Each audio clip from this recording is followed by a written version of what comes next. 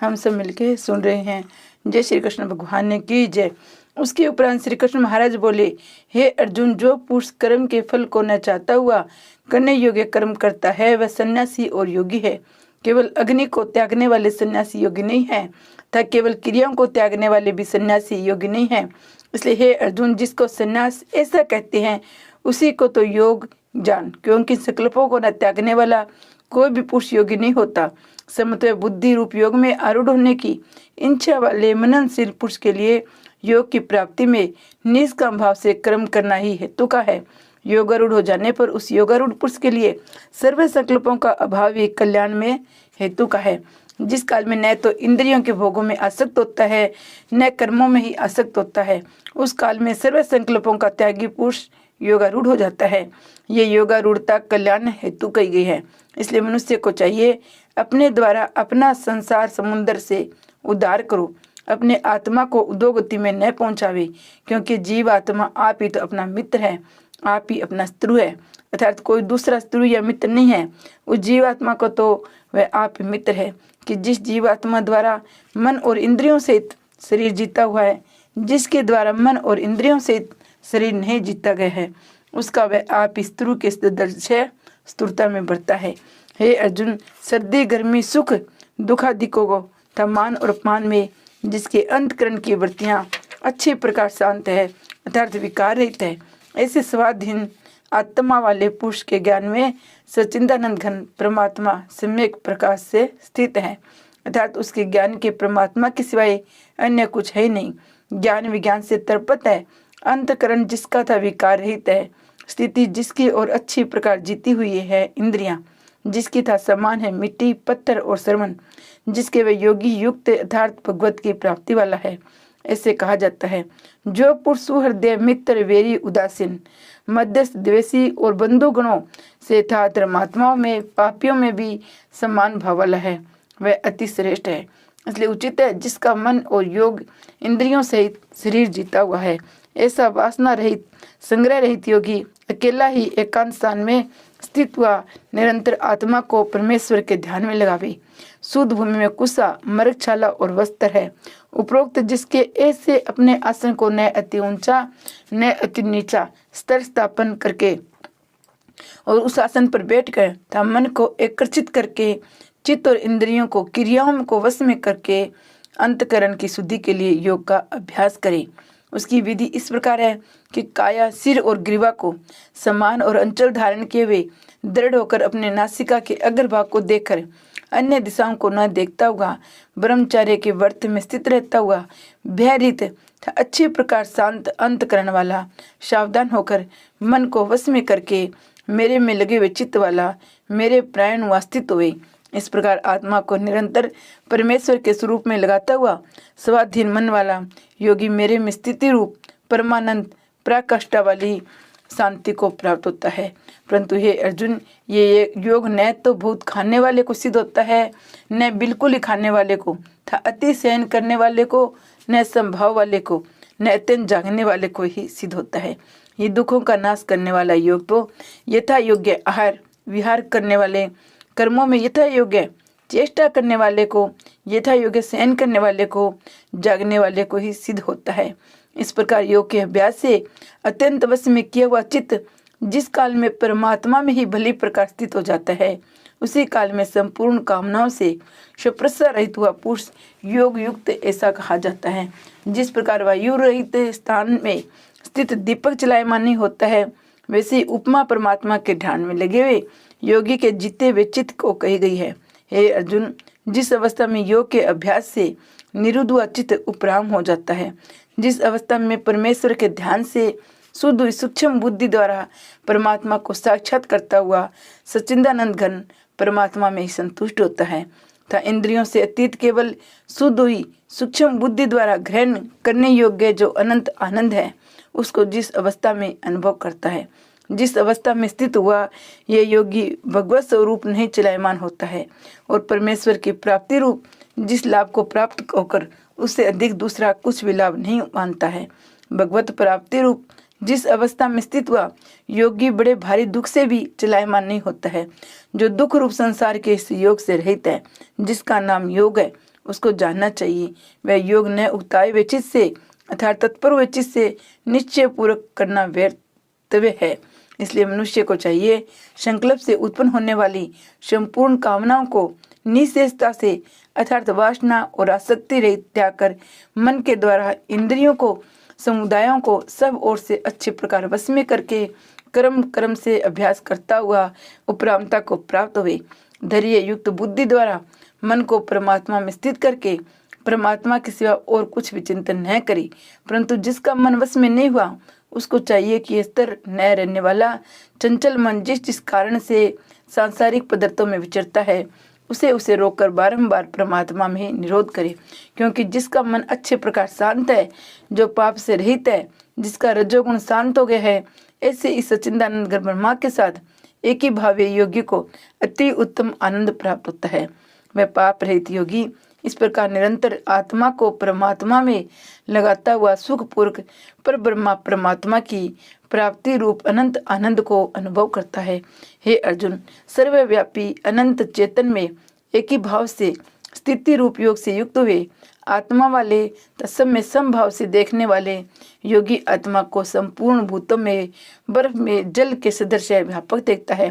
संपूर्ण भूतों को आत्मा में देखता है, अर्थात जैसे स्वपन से जगा हुआ पुरुष स्वपन के संसार को अपने अंतर्गत संकल्प के आधार देखता है, वैसे वह पुरुष संपूर्ण भूतों को अपने सर्वव्यापी अनंत चेतन आत्मा के अंतर्गत संकल्प के आधार देखता है। जो पुरुष संपूर्ण भूतों में सबके आत्म रूप मुझ वासुदेव को व्यापक देखता है, संपूर्ण भूतों को मुझ वासुदेव के अंतर्गत देखता है, उसके लिए मैं अदृश्य नहीं होता हूँ, वह मेरे लिए अदृश्य नहीं होता है, क्योंकि वह मेरे में एक ही भाव में स्थित है।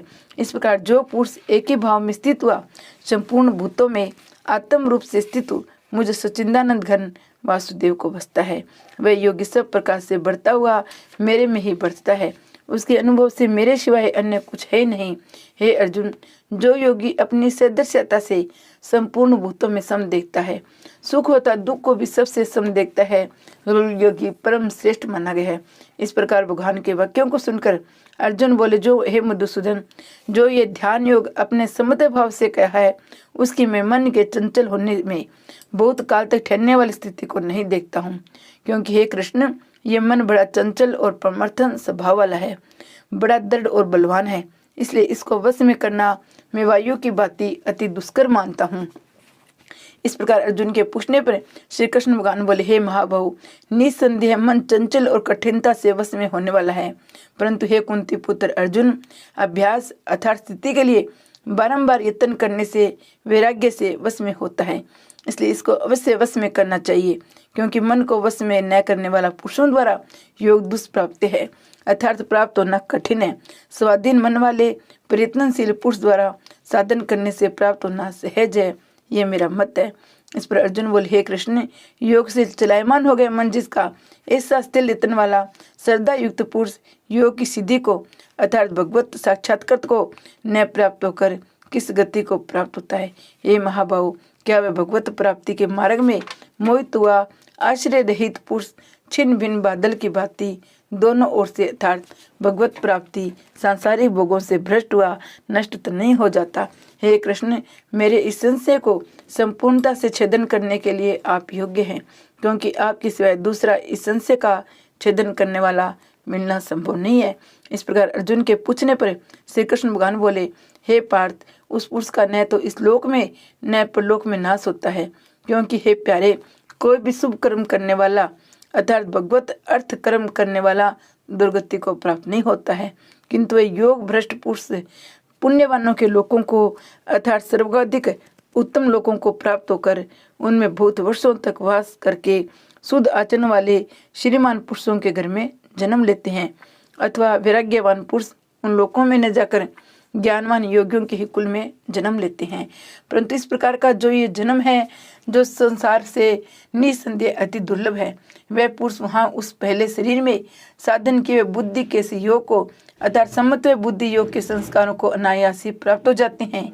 हे कुरुनंदन, उसके प्रभाव से फिर अच्छे प्रकार भगवत प्राप्ति के निमित्त यत्न करता है वह विषय के वश में हुआ भी उस पहले के अभ्यास से ही निसंदेह भगवत की आकर्षित किया जाता है। तत्समतः बुद्धि रूप योग का जिज्ञासु वेद में कहे हुए सहकाम कर्मों के फल को उल्लंघन कर जाता है, जबकि इस प्रकार मंद प्रयत्न करने वाला योगी भी परम गति को प्राप्त हो जाता है। तब कहा जाता है कि इन अनेक जन्मों से अंतकरण की शुद्धि रूप सिद्धि को प्राप्त हुआ। अति प्रयत्न से अभ्यास करने वाला योगी संपूर्ण पापों से अच्छे प्रकार शुद्ध होकर उस साधन के प्रभाव से परम गति को प्राप्त होता है, अर्थात परमात्मा को प्राप्त होता है। क्योंकि योगी तपस्वियों से श्रेष्ठ है, शास्त्र को ज्ञान वालों से भी श्रेष्ठ माना गया है तथा सह काम कर्म करने वाले से भी योगी श्रेष्ठ है। इसे हे अर्जुन तू योगी हो। हे प्यारे, संपूर्ण योगियों में भी जो श्रद्धावान योगी मेरे में लगे हुए अंतरात्मा से मेरे को निरंतर भजता है वह योगी मुझ परम श्रेष्ठ मान्य है। इति श्रीमद् भागवत गीता रूपी उपनिषद ब्रह्म विद्या योग शास्त्र विषय श्री कृष्ण और अर्जुन के संवाद में आत्म से योग नामक छठा अध्याय। श्री कृष्ण भगवान की जय। अब हम छठे अध्याय का मातम सुनेंगे। श्री भगवान कहते हैं सुमुखी, अब मैं छठे अध्याय का मातम बतलाता हूँ, जिससे सुनने वाले मनुष्य के लिए मुक्ति कर्त लगत हो जाती है। गोदावरी नदी के तट पर प्रतिष्ठानापुर नामक एक विशाल नगर है, जहाँ मैं पिपलेश्वर के नाम से विख्यात होकर रहता हूँ। उस नगर में ज्ञान श्रुति नामक एक राजा रहते थे, जो भूमंडल की प्रजा को अत्यंत प्रिय थे।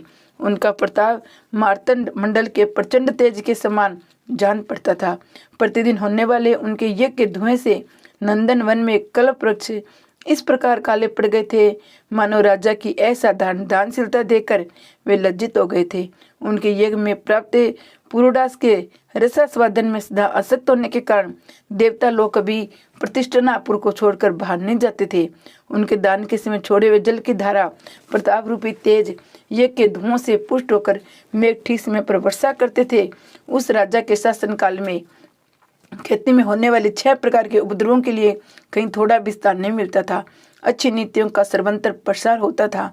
वे बावड़ी कुएं पोखरे खुदवाने के बहाने मानव प्रतिदिन पृथ्वी के भीतर की निधियों का अवलोकन करते थे। एक समय राजा के दान तप यज्ञ प्रजा पालन से संतुष्ट होकर सर्व के देवता उन्हें वर देने के लिए आए। वे कमल नाल के समान उज्जवल हंसों का रूप धारण करके अपनी पंखें लाते हुए आकाश मार्ग से चढ़ने लगे। बड़ी उतावली के साथ उड़ते हुए वे सभी हंस परस पर बातचीत भी करते जाते थे। उनसे भद्राक्ष आदि 2-3 हंस वेग से उड़कर आगे निकल गए। तब पीछे वाले हंसों ने आगे जाने वालों को संबोधित करके कहा, अरे भाई भद्राक्ष, तुम लोग वेग से चलकर आगे क्यों जाते हो?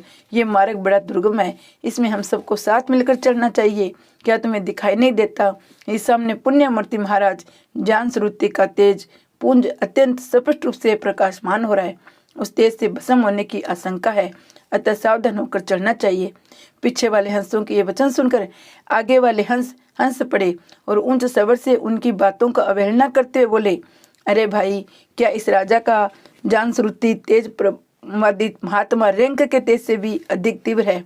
हंसों की बात सुनकर राजा ज्ञान श्रुति अपने ऊंची महल की छत से उतर गए।